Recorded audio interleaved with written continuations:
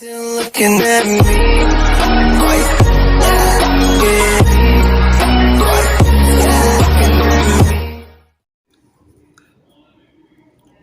Hello friends, welcome to unique classes.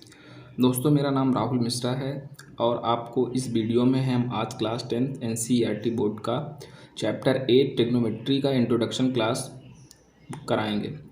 दोस्तों, सबसे पहले हम जानेंगे ट्रिग्नोमेट्री के बारे में। तो ट्रिग्नोमेट्री होता क्या है? ट्रिग्नोमेट्री को फर्स्टली हम क्या करेंगे, 3 पार्ट्स में डिवाइड कर लेंगे। फर्स्टली ट्राई का मतलब होता है 3। सेकेंड गॉन का मतलब होता है साइड्स एंड मेट्री का मतलब होता है मीज़र। दोस्तों, हमें ट्रिग्नोमेट्री का मतलब ये हुआ कि 3 साइड्स मीज़र, हमको 3 साइड्स के मेज़रमेंट को ही इसके बारे में पढ़ना है। तो सबसे पहले हम उसके क्या करेंगे, उसकी डिफिनीशन जान लेंगे। उसकी डिफिनीशन क्या है? ट्रिग्नोमेट्री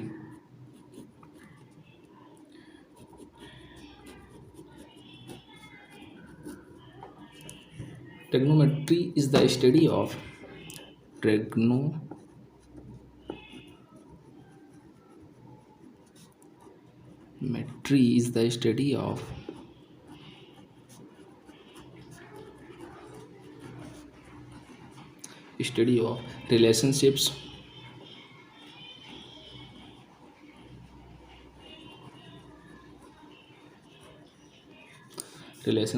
between sides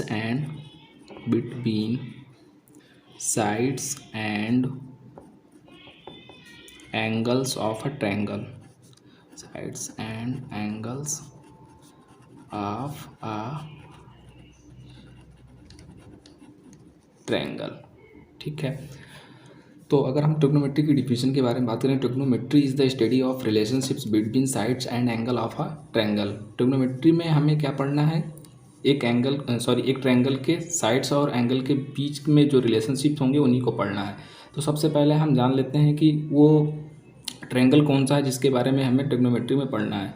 हमें राइट एंगल ट्रायंगल के बारे में पढ़ना है। तो राइट एंगल ट्रायंगल सबसे पहले हम क्या करेंगे, एक फिगर बना लेते हैं। यहाँ पे फर्स्टली हम यहाँ पे एक फिगर बनाते हैं राइट एंगल ट्रायंगल का।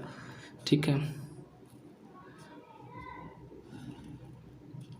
इसमें एक एंगल क्या होगा, 90 डिग्री होगा, बाकी दोनों एंगल क्या होंगे, एक्यूट एंगल्स होंगे, 90 डिग्री से छोटे होंगे। सबसे पहले हम इनका नाम रख देते हैं। ये ए है, ये बी है और ये सी है। अब इसमें हमको ये जानना है कि आप लोगों ने पिछली क्लास में पढ़ा होगा 9th में ट्रायंगल में, कि ये वाली जो साइड है, अगर हम यहाँ पे एंगल ए मान रहे हैं, ठीक है, एंगल ए मानेंगे, तो इसके अकॉर्डिंग हमारा जो ए बी है, ए बी क्या हो जाएगा, बेस हो जाएगा। ये हो जाएगा बेस, ठीक है। और ये वाला क्या हो जाएगा, परपेंडिकुलर हो जाएगा, परपेंडिकुलर। और जो सबसे लंबी साइड्स होती है उसको हम क्या बोलते हैं, हाइपोटेनस बोलते हैं। ये आपका हाइपोटेनस हो जाएगा, हाइपोटेनस, ठीक है। तो ये हाइपोटेनस हो गया, ये बेस हो गया, ये परपेंडिकुलर हो गया। मान लीजिए अभी हमारा एंगल चेंज हो जाएगा, एंगल ये हो जाएगा, तो इसके अकॉर्डिंग भी हमारा बेस यही रहेगा, परपेंडिकुलर यही रहेगा और हाइपोटेनस यही रहेगा। But in case of angle C, अगर हमारा एंगल सी हो जाता है तो उस केस में हमारा बेस चेंज हो जाएगा, परपेंडिकुलर भी चेंज हो जाएगा। तो उसमें हाइपोटेनस बट सेम रहेगा। उसमें हाइपोटेनस कोई भी एंगल हो, ए बी होगा, बी होगा या सी होगा, उन तीनों केस में हाइपोटेनस सेम रहता है। बस एक केस में जब हम इसको मानेंगे, सी को मान लेंगे एंगल, मान लीजिए यहाँ पे सी एंगल हो गया, तो एंगल सी के अकॉर्डिंग हमारा ये जो बी सी है, ये बी सी बेस बन जाएगा, ठीक है। और हमारा जो ए सी है वो हाइपोटेनस रहेगा और ए बी क्या हो जाएगा, ए बी परपेंडिकुलर हो जाएगा एंगल सी के अकॉर्डिंग, ठीक है।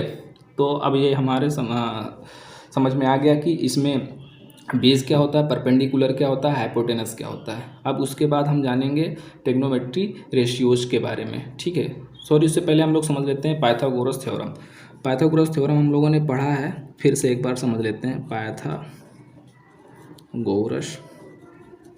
थ्योरम, ठीक है। पाइथागोरस थ्योरम के अकॉर्डिंग हमारा जो AC होता है, AC मतलब हाइपोटेनस का स्क्वायर। तो यहाँ पे हम सिर्फ हाइपोटेनस को H लिख ले रहे हैं, H का स्क्वायर P के स्क्वायर और P के स्क्वायर के प्लस के इक्वल होता है, मतलब बेस का स्क्वायर प्लस परपेंडिकुलर का स्क्वायर के प्लस के इक्वल में होता है। यही हमारा हाइपोटेनस थ्योरम भी इसको बोलते हैं या पाइथागोरस थ्योरम भी बोलते हैं। ठीक है, इसी से हम बहुत सारे क्वेश्चन भी सॉल्व कर सकते हैं। मान लीजिए आपको यहाँ पे 4 दिया गया है और यहाँ पे 3 दिया गया है और आपको क्या निकालना है, हाइपोटेनस निकालना है। तो बस आपको इस फार्मूले पे रखना है और इस फार्मूले से हम क्या करेंगे, इसकी भी वैल्यू फाइंड कर लेंगे। ठीक है, तो अब इसका यूज हम कहाँ करेंगे, ट्रिग्नोमेट्री रेशियोज में करेंगे। आइए देखते हैं ट्रिग्नोमेट्री रेशियोज कितने होते हैं। सबसे पहले हम जानेंगे ट्रिग्नोमेट्री रेशियोज के बारे में। ट्रिग्नोमेट्री रेशियोज,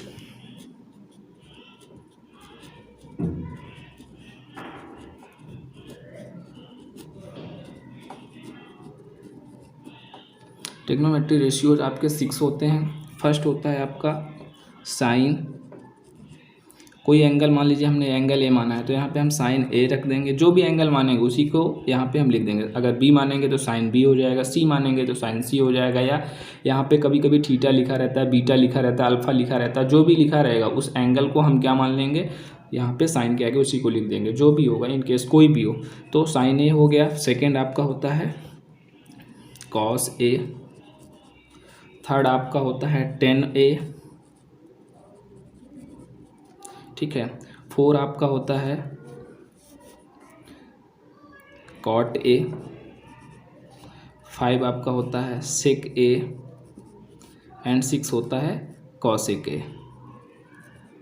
ठीक है, तो अब हम इसके फार्मूले के भी बारे में जान लेंगे कि साइन ए इक्वल टू कितना होगा, कॉस ए इक्वल टू कितना होगा, टेन ए इक्वल टू कितना होगा, कॉट ए इक्वल टू कितना होगा, सेक ए इक्वल टू कितना होगा। सबसे पहले हम एक ट्रिक बताते हैं आपको, इसी से हमको इसके फार्मूले बनाने हैं। जैसे अगर हमको निकालना है साइन ए की वैल्यू, तो यहाँ पे आपको एक फार्मूला बता रहे हैं, पंडित बद्री प्रसाद हर हर बोले। अगर हम साइन का निकालेंगे तो यहाँ पे हम लिख सकते हैं yes sine C cos and T ten.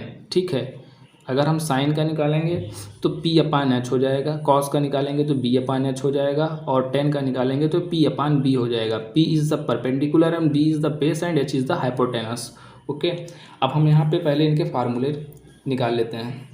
Firstly हम क्या करेंगे, साइन ए इक्वल टू निकालेंगे। तो साइन ए इक्वल टू क्या हो जाएगा, साइन ए इक्वल टू आपका यहाँ पे बन के आएगा formula, sine A equal to perpendicular upon hypotenuse means P upon H.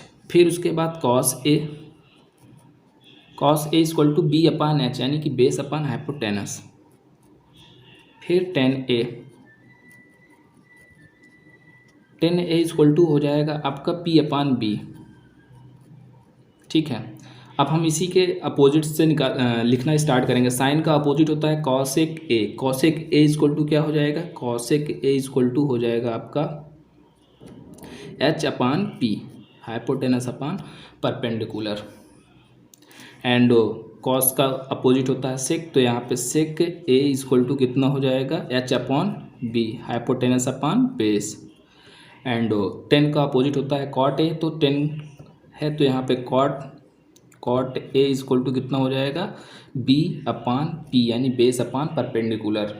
ये तो हो गया आपका साइन का फार्मूला, कॉस का फार्मूला, टेन का फार्मूला। इससे फर्स्ट एक्सरसाइज आपकी सॉल्व इसी से होगी। इसी सारे फार्मूले का यूज़ करके हम लोग फर्स्ट एक्सरसाइज को बड़ी आसानी से सॉल्व कर लेंगे। अब हम इसके आगे का दोस्तों साइन ए इक्वल टू एक फार्मूला और भी होता है, साइन ए इक्वल टू होता है 1 अपान कॉसेक ए। ठीक है, साइन ए इक्वल टू क्या हो जाएगा, 1 अपान कॉसेक ए। सेम ऐसे कॉसेक ए इक्वल टू क्या हो जाएगा, कॉसेक ए इक्वल टू हो जाएगा आपका 1 अपान साइन ए, 1 अपान साइन ए। फिर उसके बाद हम बात करेंगे cos A. Cos A equal to होता है 1 अपान सेक ए। सेक ए इक्वल टू क्या हो जाएगा, 1 अपान कॉस ए। फिर उसके बाद बात करेंगे हम टेन ए की। टेन ए इक्वल टू क्या हो जाएगा, 1 upon cot A. And cot A equal to क्या हो जाएगा, कॉट ए इक्वल टू हो जाएगा 1 अपान टेन ए। ये इससे related tan A equal to और cot A इक्वल टू एक फार्मूला और भी होता है। tan A इक्वल टू हो जाएगा आपका sin A upon cos A, sin A upon cos A। cot A equal to क्या हो जाएगा आपका, cot A इक्वल टू आपका हो जाएगा cos A upon sin A। ये तो आपका हो गया साइन कॉस टेन से रिलेटेड फार्मूले। अब उसके बाद हम बात करेंगे ट्रिग्नोमेट्री टेबल की। ट्रिग्नोमेट्री टेबल हमने बना रखी है, हम आपको दिखा देते हैं ट्रिग्नोमेट्री टेबल, उसको आपको याद करना पड़ेगा। देखिए ये है ट्रिग्नोमेट्री टेबल, ठीक है। Theta, theta is the angle, इस एंगल मतलब 0 degree, 30 degree, 45 degree, 60 degree, 90 degree. फिर अब साइन थीटा यानी कि साइन 0 डिग्री का वैल्यू, कॉस थीटा यानी कि कॉस 0 डिग्री का वैल्यू, टेन थीटा यानी कि टेन 0 डिग्री का वैल्यू, इसमें सबका बना हुआ है। अब हम उससे रिलेटेड फार्मूले जो भी हैं यहाँ पे निकाल लेंगे। इसको निकालने का तरीका भी होता है, ट्रिक होती है, उसको हम नेक्स्ट वीडियो में समझाएंगे आपको। बट अभी आपको क्या करना है, इस टेबल को बना लेना है और इसको अच्छे से याद कर लेना है। इसमें कुछ करना नहीं है आपको, बस साइन और कास और टेन की वैल्यू याद कर लोगे, बाकी सब तो एक दूसरे के अपोजिट ही होते हैं। साइन 0 डिग्री की वैल्यू 0 होगी, साइन 30 डिग्री की वैल्यू 1/2 होगी, इसकी 1/√2 होती है, इसकी √3/2 होती है, इसकी 1 होती है। अब हम क्या करेंगे, कॉस की जब वैल्यू निकालना होगा तो हम इधर से स्टार्ट करेंगे। जो नंबर यहाँ था यहाँ लिख लेंगे, ये वाला यहाँ लिख लेंगे, ये वाला यहीं रहेगा, ये वाला यहाँ आ जाएगा, ये वाला यहाँ आ जाएगा। ऐसे हम टेन की भी वैल्यू जब निकालेंगे तो टेन का फार्मूला हम बताए हैं साइन अपान कॉस। तो क्या करेंगे, 0/1 कर लेंगे, तो 1 में 0 से डिवाइड करेंगे 0 हो जाएगा। इसको जब अपान करेंगे, सॉल्व करेंगे तो 1/√3 हो जाएगा। ऐसे हम इसको याद कर लेंगे। दोस्तों अब हम दूसरा फार्मूला देखते हैं। दूसरा फार्मूला है एक्यूट एंगल के अकॉर्डिंग। जैसे अगर हम बात करेंगे sine 90 minus theta equal to क्या हो जाएगा, साइन 90 माइनस थीटा हो जाएगा आपका कॉस थीटा, ठीक है। सेम ऐसे cos 90 minus theta equal to क्या हो जाएगा, साइन थीटा हो जाएगा। फिर ऐसे हम बात करेंगे, साइन कॉस हो गया, साइन का हो गया। अब उसके बाद हम tan 90 minus theta equal to क्या हो जाएगा, cot theta, and cot 90 minus theta equal to हो जाएगा टेन थीटा, ठीक है। सेम ऐसे sec 90 minus theta equal to हो जाएगा cosec theta, and cosec 90 minus theta equal to होता है सेक थीटा। ये आपके फार्मूले थे जो इन चैप्टर में यूज होंगे। आप लोग अच्छे से इसको याद कर लीजिएगा और उसके बाद इसको आप जल्दी से कॉपी कर लीजिए। होप करता हूँ कि आपको हमारे द्वारा दी गई जानकारी अच्छे से समझ में आई होगी। Thank you friends.